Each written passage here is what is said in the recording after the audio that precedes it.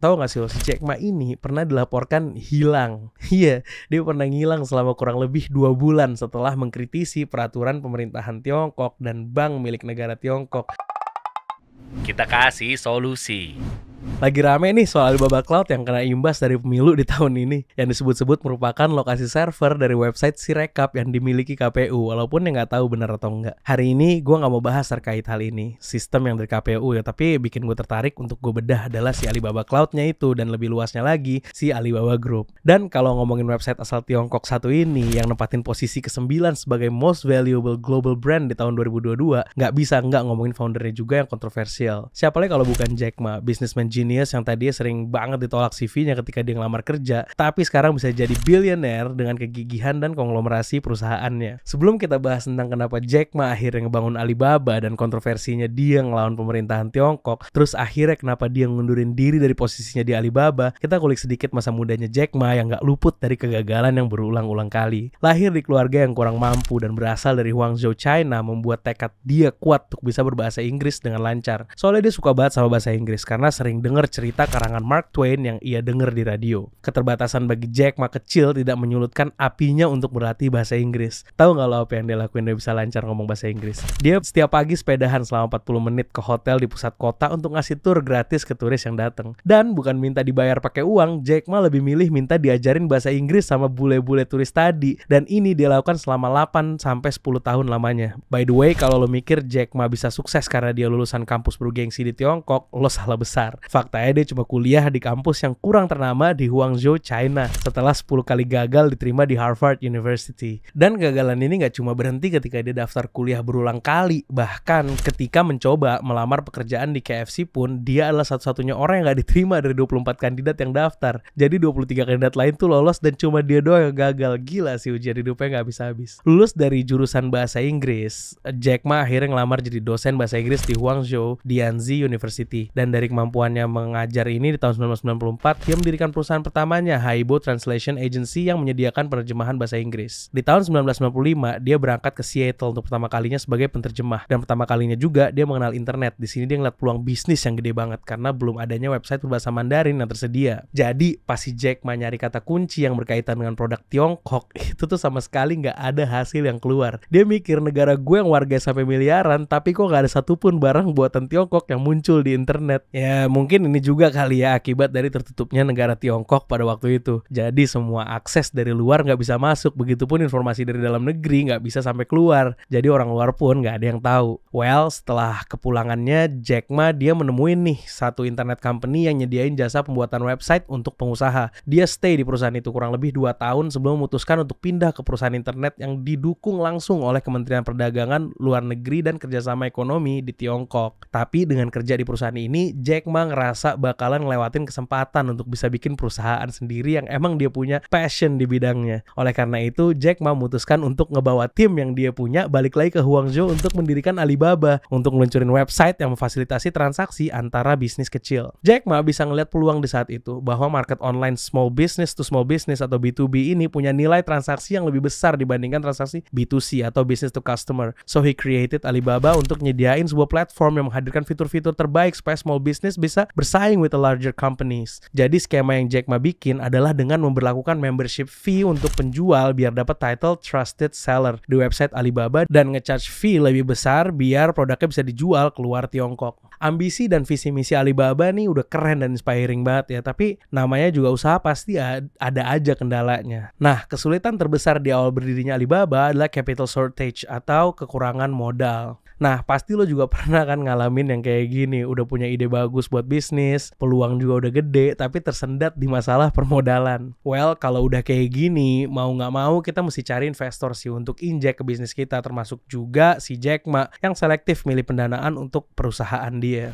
Dia dapat funding dari Goldman Sachs sebesar $5 juta, dan yang Jack Ma nggak sangka-sangka ada beberapa powerful investor yang juga ngelirik dia, salah satunya CEO SoftBank, sekaligus the richest man in Asia waktu itu. Masa Masayoshi Son. Jadi gini ceritanya, Masayoshi ini ngundang Jack Ma untuk datang ke kantornya dan langsung to the point nanya si Jack Ma ini butuh duit berapa sebenarnya. Tapi Jack Ma bilang, enggak, gue gak butuh duit. Dan dengan kebingungan, Masayoshi nanya lagi, kalau gak butuh duit kenapa datang? Si Jack Ma cuma bilang gini, kan gue datang karena diundang. 5 menit dari percakapan tadi, Masayoshi akhirnya decided untuk invest sebanyak 40 juta dolar. Tapi Jack Ma cuma ngambil setengahnya aja, which is 20 juta dolar. Karena kata dia, dengan uang segitu udah cukup buat dia ngembangin Alibaba. Dari sini Alibaba semakin berkembang dengan pesat. Ini dibuktikan dengan bertambahnya subsidiary situs lainnya di bawah naungan Alibaba Group, kayak Alipay, Taobao, Lazada, AliExpress, dan termasuk Alibaba Cloud yang sekarang lagi rame diomongin sama netizen. Di tahun 2014, Alibaba Group menginisiasi IPO dan sukses mendapatkan market share sebesar 21,8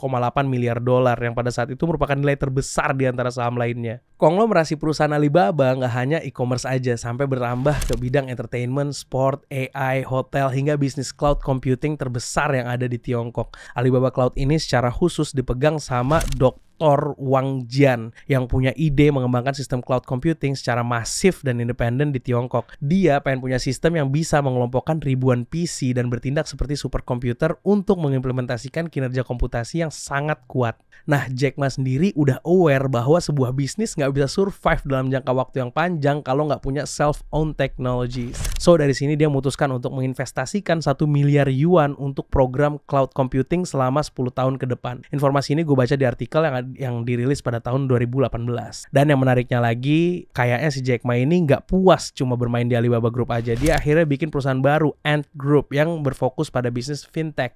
Tadi gue sebutin kalau Alipay ada di bawah naungan Alibaba Group ya. Nah, semenjak ada Ant Group ini, Alipay kemudian pindah naungan ke si Ant Group ini dan juga berfokus pada bidang asuransi dan wealth management, yang dimana perusahaan ini di tahun 2020 jadi the highest valued financial tech company in the world. Kesuksesan Alibaba juga otomatis bikin Jack Ma jadi masuk di urutan ke-26 The Richest Man in the World versi Forbes tahun 2021 dan di urutan ke-7 China's 100 Richest tahun 2023. Nggak heran ya dia bisa masuk list tersebut, soalnya ketika dia ngebangun Alibaba pun dia punya core value yang dia terapin untuk perusahaannya yang jelas, purpose yang dia buat tuh jelas, ingin ngebantu small business. Dan yang gue baca di medium.com ada 2 crucial lesson yang bisa kita terapin di bisnis kita atau usaha kita yang lagi kita jalanin. Pertama, dia punya prinsip customer first innovation, dimana ini juga salah satu alasan Jack Ma bikin Alibaba, karena yang tadi itu dia mau ngisi gap yang ada di market Tiongkok dengan inovasi website e-commerce yang dia bikin. Dia bisa baca peluang berbasis data seputar apa yang diinginkan konsumen dari sebuah bisnis.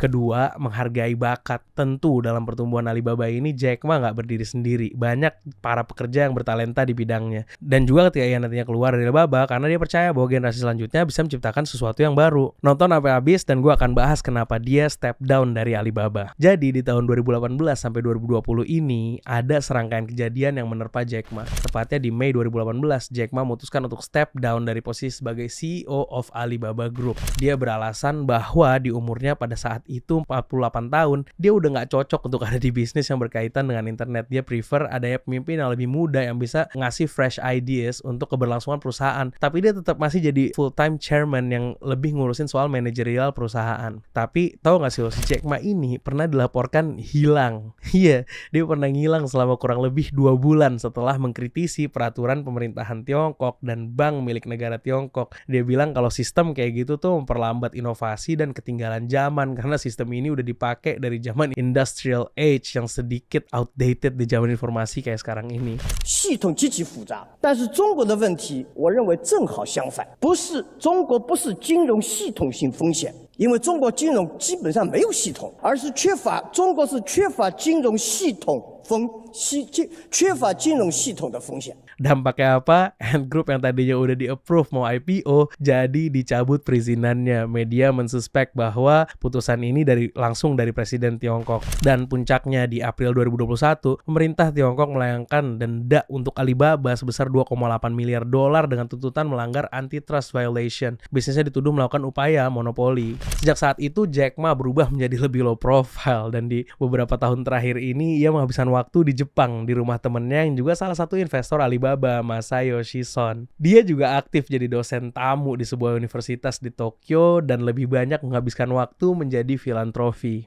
Terus gimana kondisi Alibaba ketika ditinggal bapaknya nih ya? Maksudnya ditinggal sama Jack Ma. Well, yang gue baca-baca dari media di 2 tahun belakangan ini kondisinya not really well. Sempet di kuartal 4 2023 saham Alibaba anjlok sebesar 11%. Dan gak hanya itu aja, nilai kapitalisasi pasar Alibaba juga udah anjlok 40% selama setahun terakhir. Kondisi ini membuat Jack Ma akhirnya back to his business lagi, nyelamatin anaknya dengan ngebeli saham, dengan meningkatkan valuasi kepemilikannya 4,3% lebih tinggi dari 2021 lalu atau senilai 50 juta US dollar. Kembalinya Jack Ma ini tentu nggak fully in charge kayak dulu lagi, tapi dia jadi sering ngasih motivasi dan masukan kepada karyawan di Alibaba bahwa di era baru ini dengan adanya AI jangan jadiin sebuah ancaman melainkan sebuah peluang jika bisa dimanfaatkan dengan baik. In conclusion, yang bisa gue ambil dari pengalaman Jack Ma ini adalah dari yang tadinya ngeliat peluang bahwa perusahaan-perusahaan di Tiongkok bisa terhubung dengan dunia lewat internet dan dibekali dengan kegigihan untuk trial dan error bisa ngasilin sesuatu yang bermanfaat